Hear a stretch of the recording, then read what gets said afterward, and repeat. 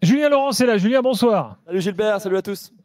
Bon, évidemment, l'actualité de Liverpool intéresse tous les supporters du Paris Saint-Germain et tout le monde d'ailleurs, hein, puisque Liverpool en ce moment, parce que c'était un match au sommaire en Angleterre, est exceptionnel. Et ils ont gagné 2-0 à City, le City qui continue de s'enfoncer tranquillement. Ouais, c'était vraiment une victoire tranquille. J'étais au match, je suis rentré à la maison il y a pas très longtemps là. Quel voyageur.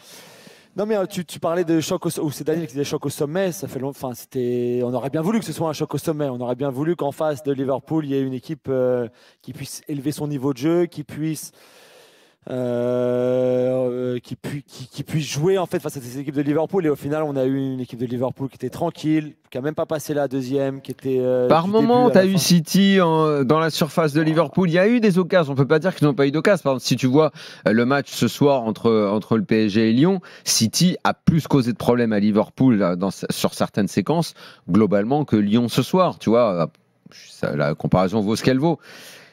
Ouais, mais que Liverpool paraisse supérieur au final, oui. Mais c'est comme si ils n'avaient plus le dernier geste, ils n'avaient plus l'intelligence de la dernière passe, ils n'avaient plus le jus.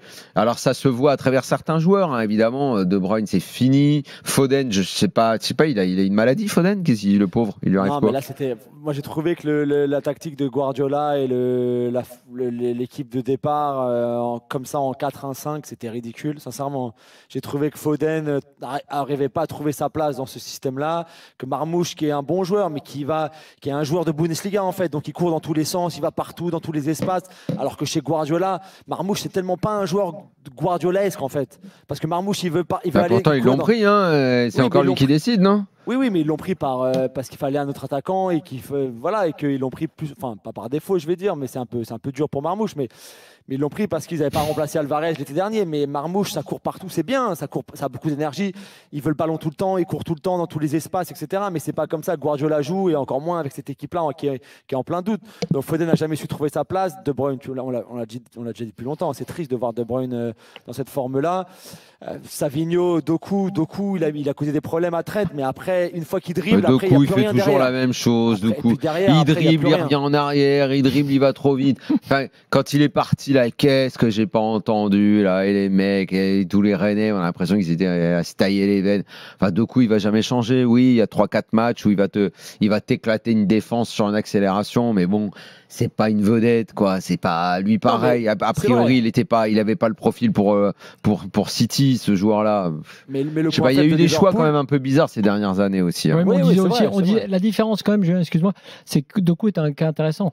Il est arrivé, on a dit pareil, il n'est pas guardiolesque, mais Guardiola peut faire de lui ce qu'il a fait avec d'autres joueurs. Ouais, on l'a vu. C'est vrai.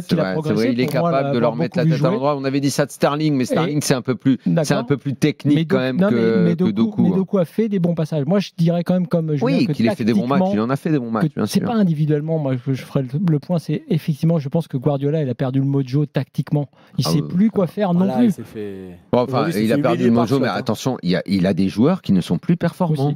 Il a des joueurs qui sont plus. Quand tu as De Bruyne dans cet état-là, tu peux pas. De Bruyne, c'était la clé de voûte de son jeu. Mais dans ce cas-là, Kovacic alors, Daniel, à un moment, faut arrêter. Mais il doit avoir du mal. Mais tu sais, dans les fins de cycle, c'est très difficile de sortir des joueurs sur qui tu t'es toujours reposé, qui t'ont. Surtout quand tu gagnes pas.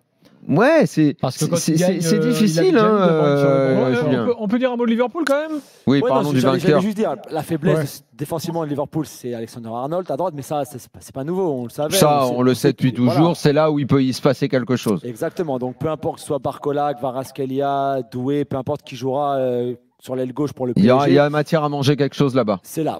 Avec ballon, il est fantastique. Sans ballon, il a plus de mal, forcément. Donc, c'est là où il y a quelque chose à exploiter pour le PSG, c'est sûr. Après, ils ont une telle organisation, un tel contrôle. Ça panique jamais. Tout le monde est toujours bien placé quand il faut, à part le côté défensif d'Alexander-Arnold. Mais pour le reste, alors aujourd'hui, c'était facile parce qu'en face, c'était pas assez fort. Ce sera plus fort quand ils affronteront le PSG.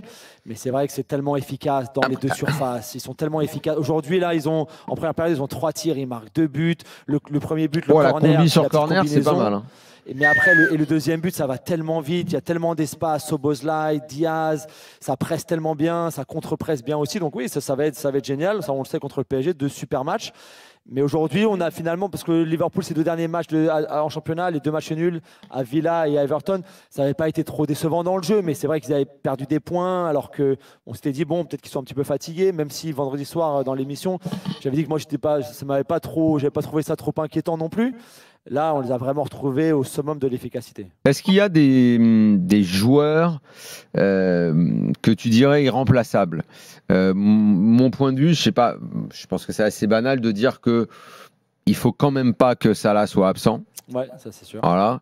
Et je rajouterais McAllister. Ouais, aussi. Gravenberch aussi. Ouais. Ouais. C'est les Une super 3. saison, mais même Konaté et Van Dijk. Van Dijk derrière. Il n'y a personne pour remplacer. Van Dijk fait une saison exceptionnelle. J'ai l'impression Konaté qu'ils ont très vraiment bon une aussi. équipe type. Pareil, quoi. Ils sont à 13, 14, 15 joueurs. Hein.